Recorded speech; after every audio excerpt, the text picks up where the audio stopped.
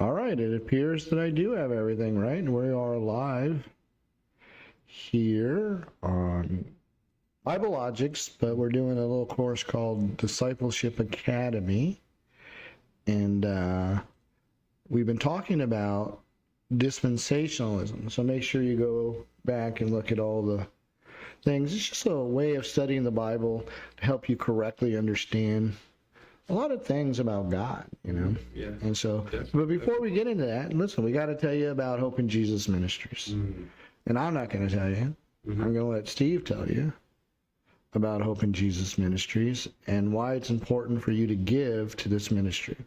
Well, it's important because the things that we do, it costs money, you know. And in order for even our own livelihood, it just costs money to be able to do these things. And but nevertheless, you know, the ministry is a ministry that wants to share the gospel with people the right way. You know, help them understand the gospel so that they know that they're saved. Not, well, I hope so, or, you know, I think so, or I'm hoping to get saved someday, but, you know, we want them to know for sure that they're going to be saved. So the ministry does a lot of things, outreach.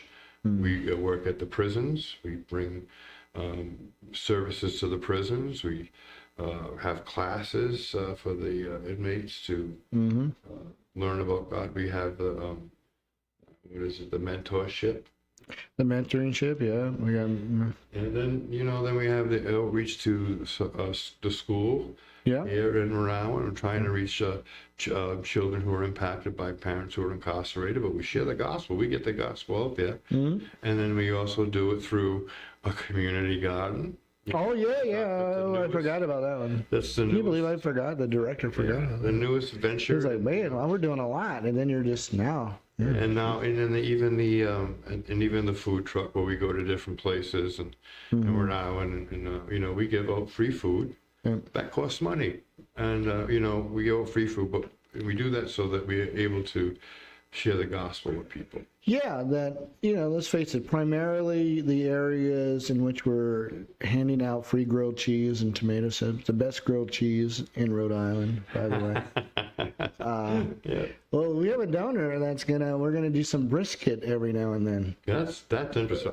I might have to go there myself. We'll see Steve in line then. Steve, I volunteer. Then he comes out. And it'll be in spring or fall. Okay. Won't be in winter or summer. When it's the worst weather. But anyway, all right, Steve, we love you, so we'll give you half a brisket sandwich. But anyway, so I was explaining, and I do not believe statistically that 80% of the homeless people lost their homes through fire, through job loss, through it's mostly spiritual. It's rebellious behavior. And so the idea is, listen, we want to not only feed these people, we want to give them hope. We got to give them hope. These people can live with no hope, and give them the clear gospel. So that's always a priority. But we also want to, you know, strive to get people off the streets. And so we want to give them deliverance and counseling and mentoring and all kinds of things. Right, I forgot to mention that. That's another new thing. Believe it or not, we're going to try to take on a center that's in which people can come and receive the spiritual nourishment that they need at probably no cost to them, but it's cost to you guys who can afford to support a ministry like this. I told the guys at prison, listen, I'm a slave to you. I'm a slave to you. You don't pay me nothing. They can't pay me nothing. I'm not sure I would even take their money because of the position they're in. So I have to rob other people, as Paul said. I come here to you, Corinthians, you know, treat me this way, but I'm a slave to you. I rob other people. I take money from other people and provide services for you. So that's how it works, guys. So make sure you go to Hope in Jesus Ministries, and if your heart is to see people receive the truth of salvation through Christ, then this ministry is something your money will be well served, and you want to see people delivered from many wrong beliefs. Yeah. Again, that's what we do. Yeah. And so we keep on expanding this opportunity. And this is why we do this podcast, to reach people. People who hear our videos, they pay us nothing. Right. So we are dependent on donations right now. I mean, if we ever get YouTube revenue and this ever spikes, okay, then we'll probably stop asking as much. Right. Yeah. You know, I mean, I can live on $1 million. You know what I mean? I'm living on 60 now. Right. I think I million? get 60. No. You've been Actually, hiding something 65. from me. Yeah. So, anyway, the idea is, please help us. All right. Amen. 60 million. Jeez, that would be My great. goodness. I wouldn't even know what to do. All right. So, what do you got, Steve? Well, you know, we've been discussing the dispensational ages, and right now we're on the dispensation of law. Okay. Oh, yeah. Yeah, we were finishing. I think we were finishing. Were we finishing that up, or did we get into it? We'll get into it a little bit, but we're going to finish it. Okay. today. All right. Sounds good. What do you got? So, did the law apply directly to Gentile nations? Did it apply to the Gentiles or surrounding Israel? No. The dispensation before this, we called it governments. Mm-hmm. And God tried to have dispersed governments all around the world. Mm-hmm. And holy men are leading those governments. Yeah. Theocracy to some extent. Mm-hmm. It fell apart. Look at Sodom and Gomorrah. Mm-hmm. Yeah. It didn't restrain. People didn't listen to the proper authority. Yeah, okay. Now, that was a Gentile.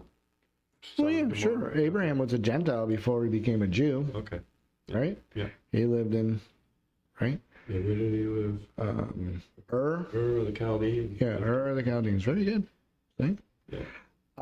And so, anyway, so God had now decided that he would make one nation to represent him and give them some strict laws to distinguish them from all other nations, all other Gentiles, if you will. Right. You know, you weren't called Jews yet, but that's the idea. Mm-hmm. And so he called Abraham to begin to form this government. And this is when Melchizedek came, and Melchizedek was the king and priest of the city of peace, or Jerusalem.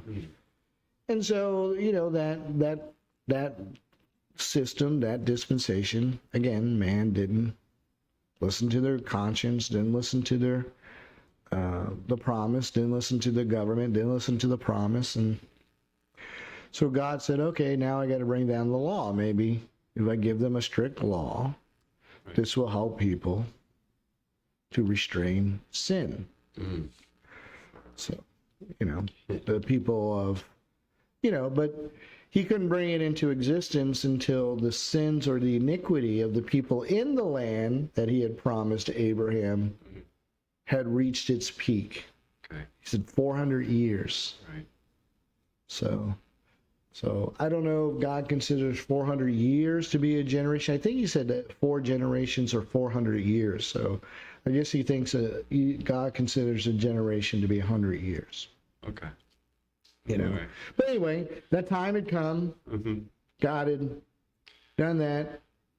The Jews, the descendants of Abraham, had learned their lesson. They had gotten themselves in trouble. They pleaded for God's help. God said, okay, I'm going to send Moses to deliver you out of the hands of the Egyptians, because now I'm going to make one nation that anybody can be a part of. Mm-hmm. You're not born in this nation. You can convert to Judaism. Right. You can.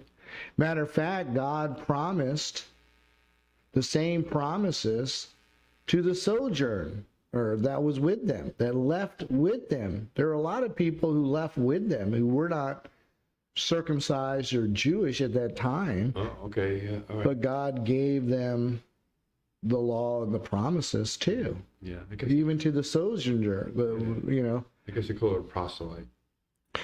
Yeah, well, I mean, again, there's nowhere in the Bible, I don't think, that calls him a proselyte, but, you know, let me see if I can find that. It's very interesting. Yeah. Because a lot of people don't think that God is inclusive of all nations.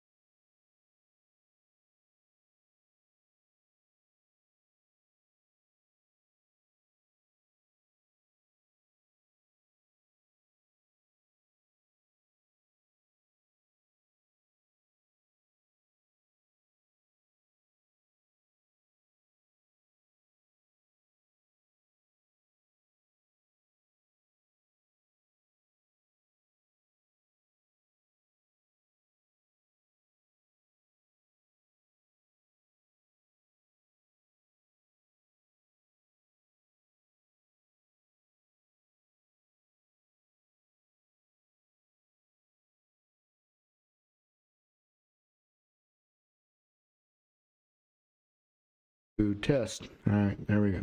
All right. Jeez. That was good, right? Yeah. Now I don't know what not to say. I'll just get back to the good part.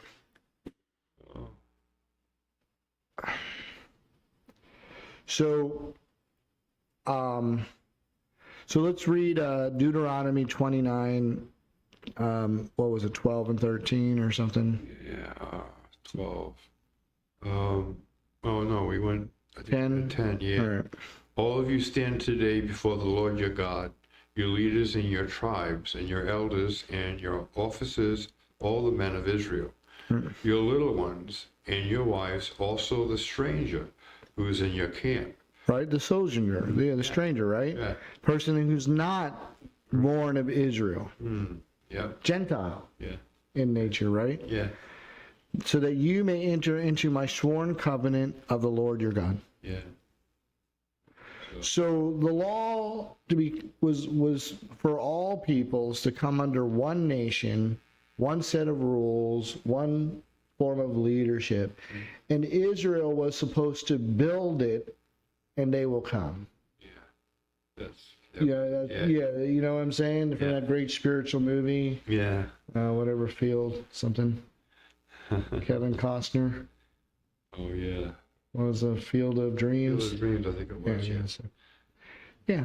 And so that was, and unfortunately, the church is still under that dispensational understanding that God wants you to build it and they will come. Yeah. Instead of go out and seek the lost. Yeah. Like he commanded. But yeah, he said, well, that utterly failed. You know, and unfortunately, many churches tried to follow that pattern of building great cathedrals, great architectural monuments and beautiful buildings, and that people were drawn to it. People are drawn to success. I get it. Yeah. But God tried it that way in this dispensation under the law. Right. He emphasized it. Mm-hmm. However, it failed. And God said, all right, well, we got to try something different. Yeah. You know? So I find it very interesting that, yes, anybody could become under the covenant of God. Right. You know? So. Awesome. And so how, I mean, were people saved by being obedient to the law in the Old Testament? Right, yeah. I mean, that's what some people would say, right? Yeah. But what did God say in the law for the Day of Atonement? What was the Day of Atonement was what? A sacrificial lamb, right? Exactly. Yeah, that's the Christ. Yeah. Right? Yeah. So Without blemish, that the priest for all of Israel. Right. See, the Day of Atonement is actually more important than the Passover. And I know we celebrate the Passover a lot more with Jesus being the sacrificial lamb that we go from death to life. That's a symbol of salvation. But atonement is also very important, that this was a lamb that no one paid for, that was sacrificed for the whole nation of Israel. So if you had to believe in that grace came from another source than yourself. So even though, right? Yeah. Right? So, let's see.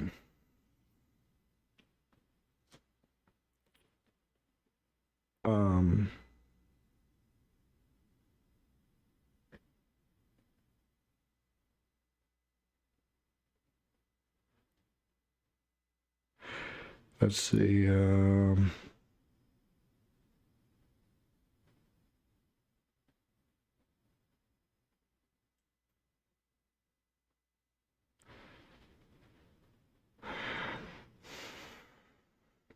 Oh, I'll tell you where God's grace was given to Israel. So this was a legitimate offer. Christ came to fulfill and to make a great nation of Israel. It was a legitimate offer that God was giving Israel grace, even though they had broken all of his commandments, even though if they would have accepted his son, they would have received the grace of that dispensation. You know what I mean? But they didn't. They rejected. It was a failure, an utter failure on their part to accept the Messiah. Yeah. So law failed, but Christ sacrificed, and then he gave eternal grace. to everyone who believed in him. So really, in both dispensations, it ends with Christ.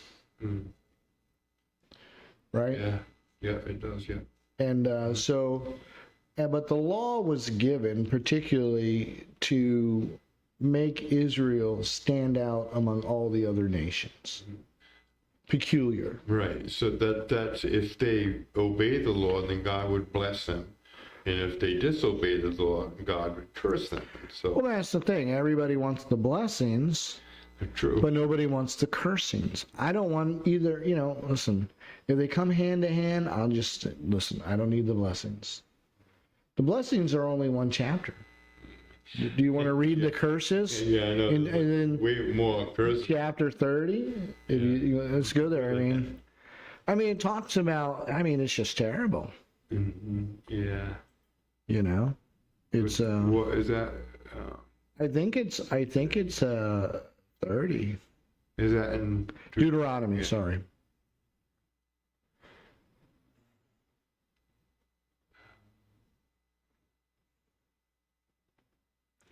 I think 29 is the blessings. Okay. And I think 30, I could be wrong. Could be 31 or something. 30 is repentance and forgiveness. Deuteronomy.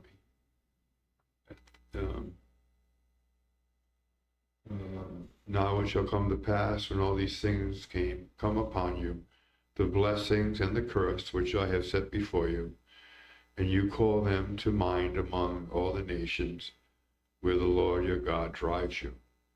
And you return to the Lord your God and obey his voice according to all that I command you today, you and your children, with all your heart and with all your soul.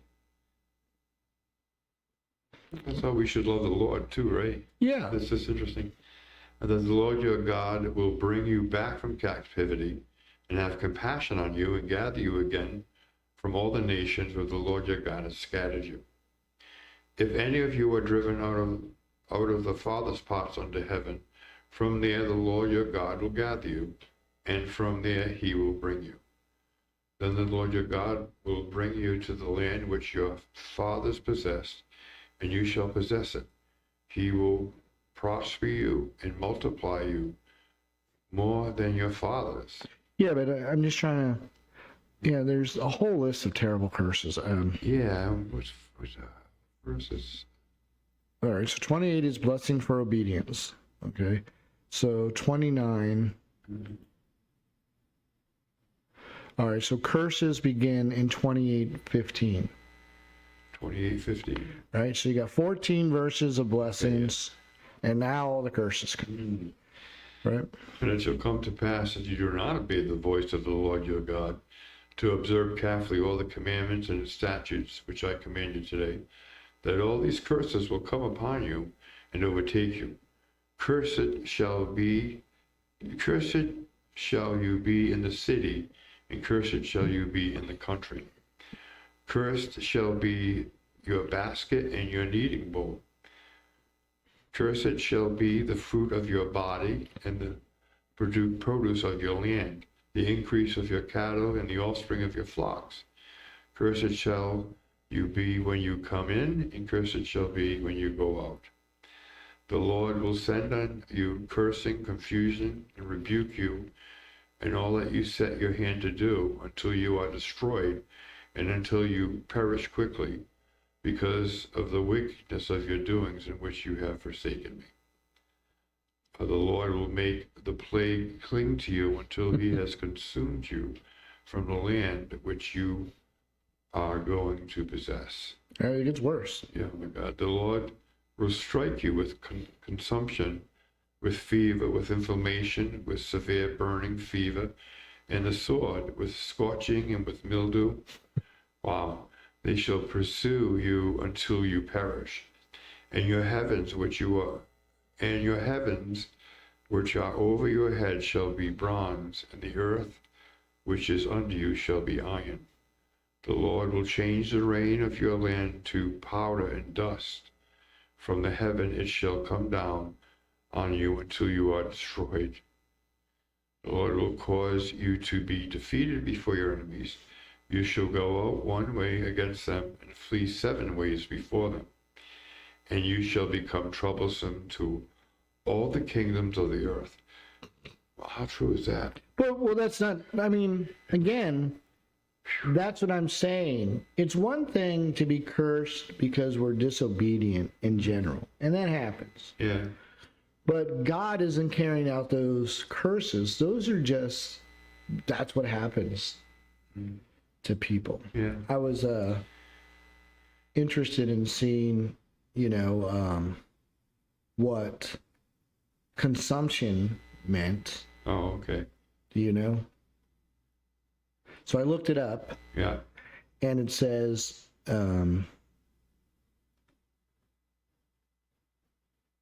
another word, which is emanciation. Is that? Yeah, emanciation. So I'm still stuck.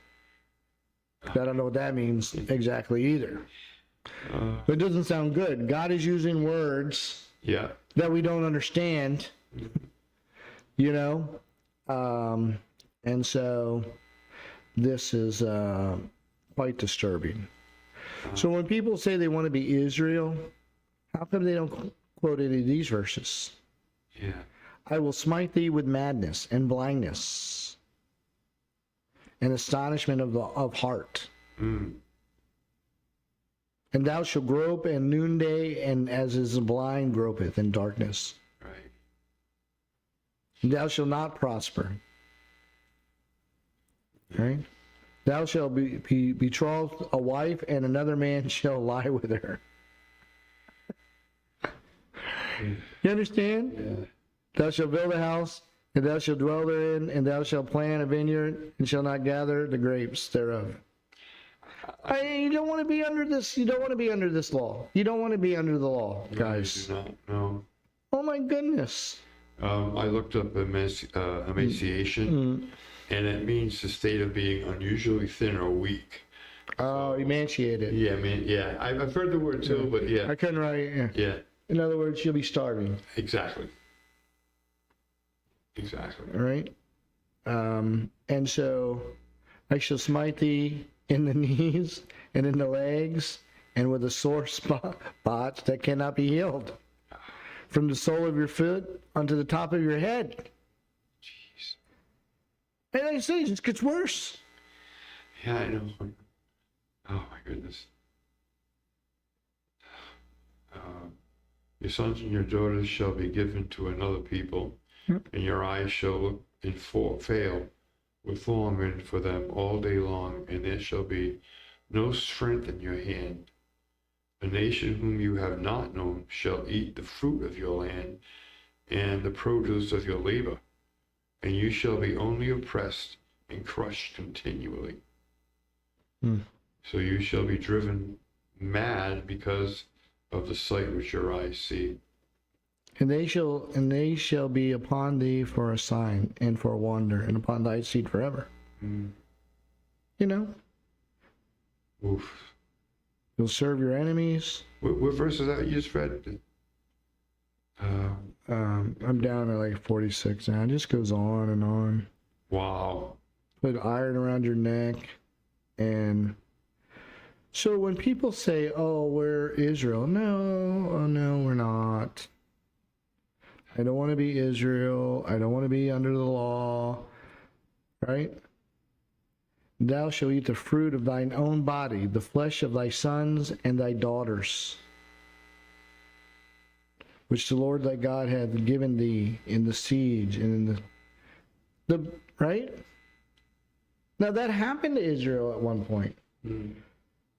Remember the history and the two women getting the attention of the king on the wall? It's like, what do you two want? He says, we want justice. I want justice. I want justice. What? What's going on? We made a pact that we would eat her son, and then the next day, we would eat my son, and the next day we would eat her son. Tell her to bring forth her son.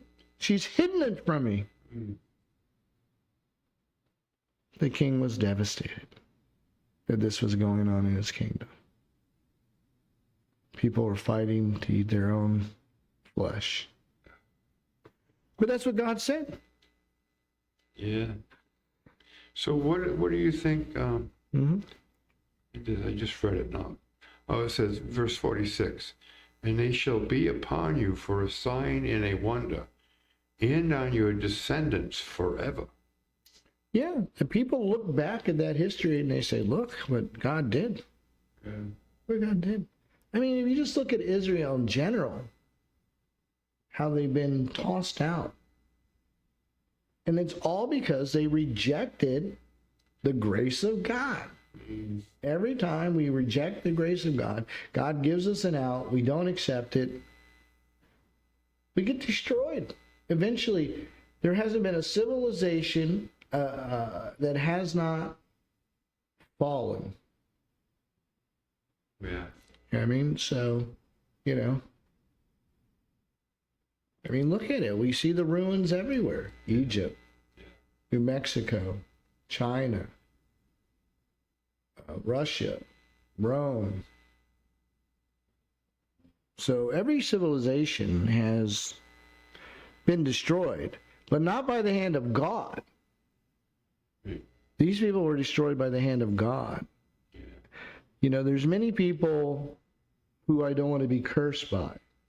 But the one person I don't want to be cursed by, who's capable of really carrying out all the curses, is God. You know what I mean? And so I just don't understand these people who believe in covenant theology think we are the new Israel. We're not the new Israel. You know? Right, yeah. We And, have replaced Israel, right? And so, you know, this is the job of the law, right? Yeah.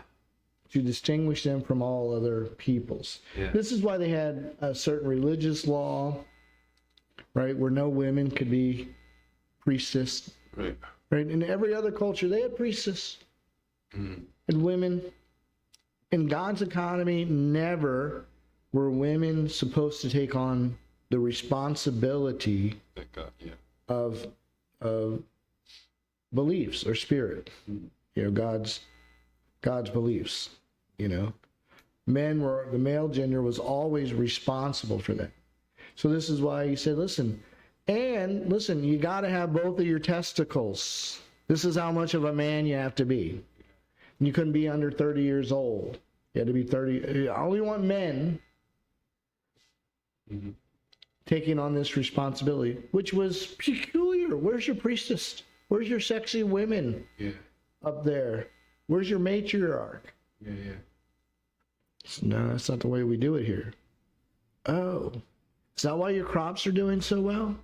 Is that why your women are giving birth so easily? That's why you don't have any diseases. You don't have any armies coming against you. You're a small nation. You should be conquered. Yeah, well, our God is keeping us safe as long as we're obedient to him. Right, yeah. And people say, oh, I'd like to have some of that security. How do I become a Jew? What must I do? Right. Well, you must believe in the one God that we believe in. Do you think that fell on, it was like Israel as a nation, they were cursed, right? But did it fall onto people individually? Did curses of God? Yeah, fall on the people individually. No. I mean, it was always collective. Okay. In other words, it had to get to a point where God says, listen, there's just too many, and there's not enough people living righteously. Now, amazingly enough, like Daniel and his friends seemed to be very righteous young men. Mm-hmm. Well, they were taken out. They were taken to a place where they were fed well, clothed. That's true. They were kind of raptured out. Yeah. You know what I mean? Yeah. Of God's wrath and God's curses towards the nation. But many people left behind experienced all those things historically we just read. You know, because they weren't being obedient. They were marrying into these other religions and continuing to disobey the law. Right. And so, I mean, it got so bad that everybody was demonically possessed in Israel, it seemed. I mean, the demonic activity happened in Israel is probably not seen in any other Gentile nation in the world. Right. The kind of things that were going on and the gross things that were happening to people.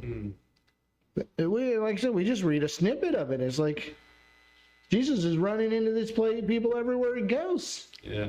It's like Kennedy Plaza. Right?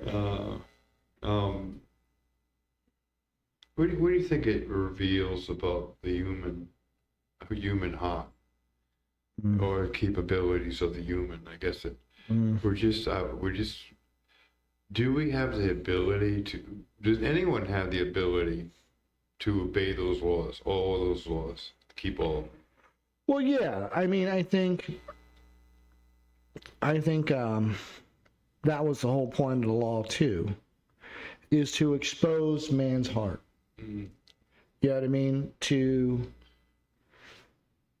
make them understand. I've been using this illustration. I don't know if I used it at church. I did. I think I used it at the Sunday service about, listen, I'll give you $100 million if you can jump to the top of the Empire State Building.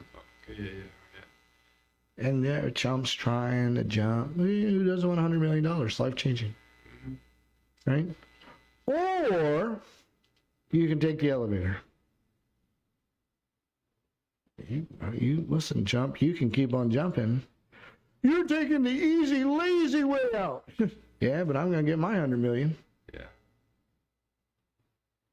That's all. Okay, you can call me whatever you want. But you a chump for trying to think that you can jump to the top of the building, keeping the law. That you can get to heaven by keeping the law, or you could have someone take you to heaven named Jesus. Yeah. Your choice. And so that was always the case. The law was there and is still there today to convince man there is no one good, no, not one. That's true. Yeah, I don't know why there's 628. Yeah. I can't get past the first 10. Right. Well, maybe God said, oh, there's some wise guy in there. Yeah. What do you think the purpose was for the dietary rules? Was it just to test the man and the obedience? I mean, what was? I don't know. I mean, because they were later lifted. I think scientifically we kind of understand it a little bit, but I think there was a bigger purpose to it, right? Because we know that shrimp and pork, especially even growing up, pork was not a very good meat to eat. They would feed pigs anything. Mm-hmm. That was another reason. You can feed pigs garbage and they'll eat it, but then you eat the pig, and so you're eating garbage too, to some extent. Yeah. So it was never really a healthy thing. Mm-hmm. It's not really till the FDA got involved that pork became something that a lot of people ate because it was a safer meat to eat. But let's just take lobster and shrimp, which were forbidden bottom feeders that were forbidden for man to eat. They were considered to be unclean. Mm-hmm. Well, so we know they're high in cholesterol and stuff like that, and can cause heart disease and stuff like that. So you can make a case for that. But the point is that all the Gentile nations were eating these foods. Mm. And God wanted, again, them to be distinguished, healthy, vibrant. And so he told them to stay away from certain foods. And why? Because people would come, listen, Israel was chosen strategically. It's a nation that connects two continents. It connects Africa and Asia. The two biggest continents we have are connected through Israel. So if you're doing commerce or trade or sojourning, guess where you have to go through? Israel, Jerusalem. Yeah. You're driving, you leave in Egypt, you're like, oh, that's disgusting.